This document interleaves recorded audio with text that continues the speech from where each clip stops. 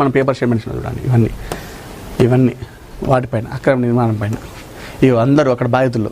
మాజీ municipal chairman Pocharam Kondal Reddy, S Srinivas doctors colony ప్రతినిధి, Ravikumar doctors colony అధ్యక్షుడు, ఆకిడి కృష్ణారెడ్డి హిమగిరి కాలనీ అధ్యక్షుడు, వీళ్ళందరూ కూడా చెప్తా ఉన్నారు వాళ్ళ బాధలు. ఎన్నోసార్లు చేసినా కూడా వాళ్ళకు ఎలాంటి న్యాయం జరగలేదట. మరి ఏం చేయమని వాళ్ళని, అందుకే టెంట్ వేసుకుని వాళ్ళు ఉద్యమం చేస్తామంటున్నారు. మంత్రి కొండా సురేఖకు షోకాజ్ నోటీసులు జారీ. సుస్మిత పటేల్ వ్యాఖ్యలపై కాంగ్రెస్ అధిష్టానం సీరియస్. సీఎం రేవంత్ రెడ్డిపై వ్యాఖ్యలతో పార్టీలో కలకలం. పరకాల నుంచి పోటీ చేస్తానన్న సుస్మిత పటేల్. ఇప్పుడు ఎట్టుందట కథ, కొండా సురేఖ గారును మన ముఖ్యమంత్రి రేవంత్ రెడ్డి గారు ఇద్దరు కూడా బాగానే ఉంటారు, సఖ్యతగానే ఉంటారు. ఏ కార్యక్రమం వెళ్ళినా కూడా అక్కడ కొండా సురేఖ గారు ఉంటారు. మొన్న అంతేందుకు బోనాలు అప్పుడు మొత్తం కొండా సురేఖ గారు బోనం ఎత్తుకొని ప్రభుత్వం తరఫున అధికారికంగా పోయి బోనం సమర్పించింది. మరి ఎందుకు వెనకాల సుస్మిత పటేల్ ఈ విధంగా చేస్తూ ఉన్నారు అనేది కూడా చాలామంది అంటూ ఉన్నారు. కొందరేమో సుస్మిత పటేల్ పరకాల నుంచి ఆమె పోటీ చేద్దామని చెప్పేసి అనుకుంది. అది రేవంత్ రెడ్డి వచ్చి మరొకసారి ప్రకాష్కే టికెట్ ఇద్దామని చెప్పాక ఆయన కోపంతోనే ఆమె నిర్ణయం తీసుకుని ఇట్లా మాట్లాడింది కొంతమంది అంటున్నారు. మరికొంతమంది ఏమో దీని వెనకాల కొండా సురేఖ ఉంది, కొండా సురేఖనే తన కూతురుతో ఈ విధంగా మాట్లాడించిందని చెప్పేసి మరికొంతమంది అంటున్నారు. మంత్రి కొండా సురేఖ కుమార్తె కొండా సుస్మిత పటేల్ చేసిన రాజకీయ వ్యాఖ్యలు సంచలనంగా మారగా ముఖ్యమంత్రి రేవంత్ రెడ్డిపై ఆమె చేసిన వ్యాఖ్యలపై పార్టీ హైకమాండ్ సీరియస్ అయింది. మంత్రి కొండా సురేఖకు దీనిపై షోకాజ్ నోటీసులు జారీ చేసి వివరణ కోరింది. వరంగల్ జిల్లా గీసుకొండలో బుధవారం మంత్రి కొండా సురేఖ జన్మదిన వేడుకలు నిర్వహించారు. ఈ కార్యక్రమంలో పాల్గొన్న సుస్మిత పటేల్ వచ్చే ఎన్నికల్లో పరకాల నుంచి తాను పోటీ చేస్తానని ప్రకటించారు. కాంగ్రెస్ అధిష్టానం తనకు టికెట్ ఇవ్వకపోయినా స్వతంత్ర అభ్యర్థిగా బరిలోకి దిగుతారని స్పష్టం చేశారు. సుస్మిత వ్యాఖ్యలపై ఇప్పటికే పార్టీ క్రమశిక్షణ కమిటీ తీవ్రంగా స్పందించింది. ముఖ్యమంత్రి రేవంత్ రెడ్డి ప్రతిష్టను దెబ్బతీసే విధంగా ఆమె వ్యాఖ్యలు ఉన్నాయని క్రమశిక్షణ కమిటీ చైర్మన్ మల్లు రవి అభ్యంతరం వ్యక్తం చేశారు. పార్టీ నిర్దేశించిన లక్ష్మణ రేఖను ఎవరైనా అతిక్రమిస్తే క్రమశిక్షణ చర్యలు తప్పవని ఆయన స్పష్టం చేశారు. వివరణ కోరుతూ మంత్రికి క్రమశిక్షణ కమిటీ షోకాజ్ నోటీసు జారీ చేసింది.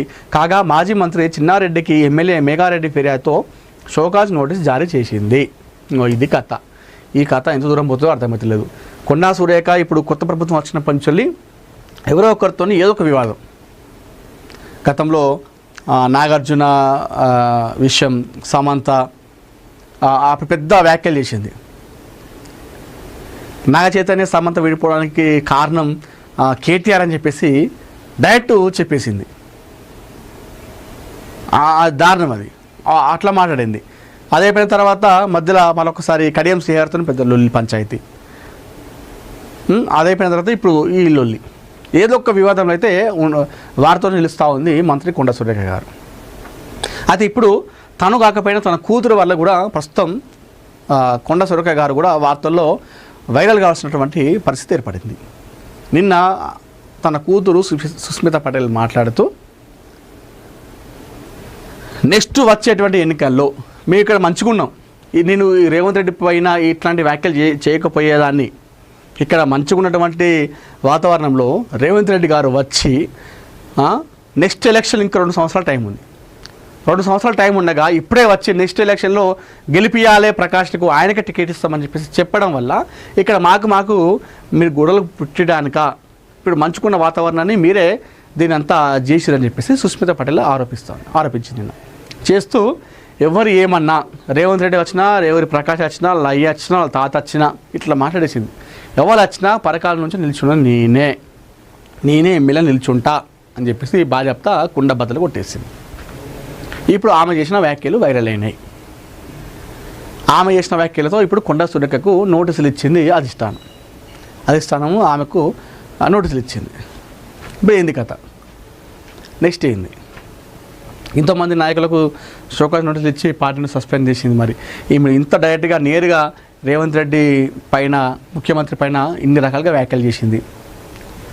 కళ్ళు నెత్తికెక్కినాయా ముఖ్యమంత్రి అయిన తర్వాత అని చెప్పేసి అంత పెద్ద మాటలు మాట్లాడింది మరి సుస్మిత పటేల్.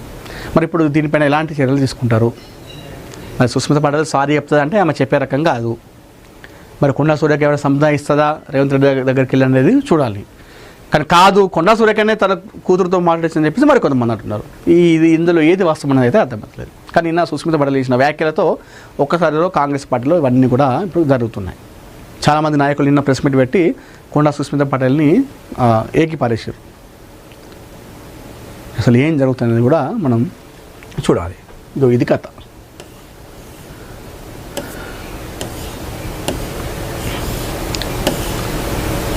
స్థానిక ఎన్నికలకు సిద్ధం కాండి.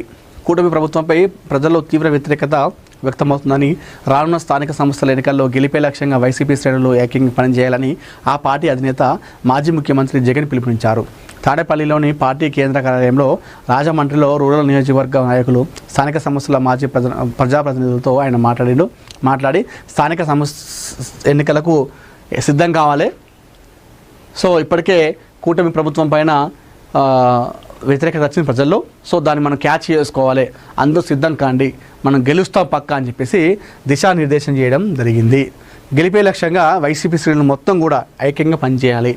మీకు ఎన్నో లొల్లులు ఉండొచ్చు, కొట్లాట్లు ఉండొచ్చు, వాటిని పక్కన పెట్టేసి ఈ ఎన్నికలు వస్తున్నాయి కాబట్టి అందరూ కూడా ఐకమత్యంగా దగ్గర ఉండి పనిచేసి మనం గెలవాలి. స్థానిక సంస్థల ఎన్నికల్లో వైసీపీ జెండా ఎగురవేయాలి. ఎందుకంటే ఆల్రెడీ వాళ్ళపైన మనం పెద్ద కష్టపడాల్సిన అవసరం లేదు. కూటమి ప్రభుత్వం పైన ప్రజల్లో ఆల్రెడీ వ్యతిరేకత వచ్చింది, దాన్ని మనం క్యాచ్ చేసుకుంటే చాలు అని చెప్పేసి చెప్తా ఉన్నారు. అయితే నిన్న కేంద్ర కార్యాలయంలో, తాడేపల్లిలోని కేంద్ర కార్యాలయంలో రాజమండ్రి రూరల్ నియోజకవర్గ నాయకులు, స్థానిక సంస్థల మాజీ ప్రజాప్రతినిధులతో అంతవరకు మాజీ సర్పంచులు, మాజీ ఎంపీటీసీ, మాజీ ఎంపీటీసీలు వీళ్ళందరితో జగన్ మీటింగ్ ఏర్పాటు చేసిండు. తాడేపల్లిలోని ప్రధాన ఆఫీస్లో చేసి అందులో అందరితో మాట్లాడిండు. సో ఇప్పుడు స్థానిక సంస్థల ఎన్నికలు కాబట్టి ఇప్పుడు జగన్ గారు ఆ ఎన్నికల మీద దృష్టి పెట్టడం జరిగింది. సరే ఏది ఏమైనప్పటికీ కూడా అక్కడ ఏ పార్టీ ప్రభుత్వం ఉంటే అది కామన్. ఇందాక నేను చెప్పినట్టు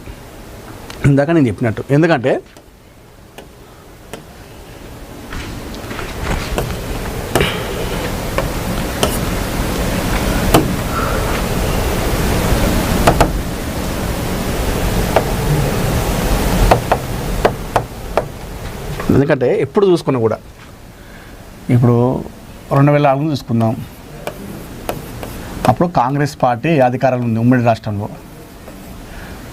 అప్పుడు స్థానిక సంస్థల ఎన్నికల్లో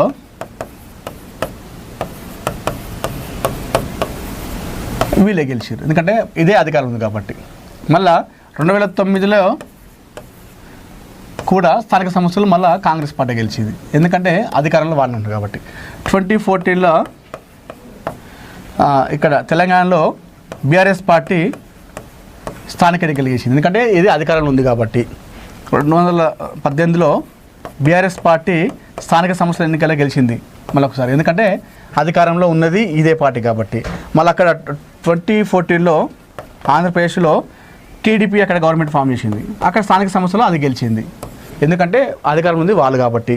2019లో ఆంధ్రప్రదేశ్లో వైసీపీ అక్కడ అధికారం ఉంది కాబట్టి వాళ్ళే స్థానిక సంస్థల ఎన్నికలు గెలిచారు. హెన్స్ ప్రూవ్డ్, ఇవన్నీ జరగకుండా వస్తున్నాయి. ఇప్పుడు మన ఇక్కడ 2023లో తెలంగాణలో మరొకసారి కాంగ్రెస్ పార్టీ ప్రభుత్వం ఏర్పాటు చేసింది కాబట్టి మళ్ళీ వీళ్ళే గెలిచారు, ఎందుకంటే అధికారంలో ఉంది కాంగ్రెస్ పార్టీ కాబట్టి. సో ఇప్పుడు ఇక్కడ 2026లో ఇప్పుడు అక్కడ ఉంది కూటమి ప్రభుత్వం ఉంది అధికారంలో. సో ఈ స్థానిక సంస్థల ఎన్నికలు ఎవరు గెలుస్తారంటే కూటమి ప్రభుత్వం గెలుస్తారు, ఎందుకంటే అధికారంలో ఉంది. సో ఇది కామన్, ఎక్కడైనా ఇలా పెద్ద మనం ఆలోచించాల్సిన అవసరం లేదు. ఇప్పుడు వైసీపీ ఓడిపోతే అయ్యో వైసీపీ ఓడిపోయిన అనేటువంటి అవసరం కూడా లేదు, ఎందుకంటే ఏ పార్టీ ప్రభుత్వం ఉంటే ఆ జరిగేటువంటి నెక్స్ట్ ఎన్నిక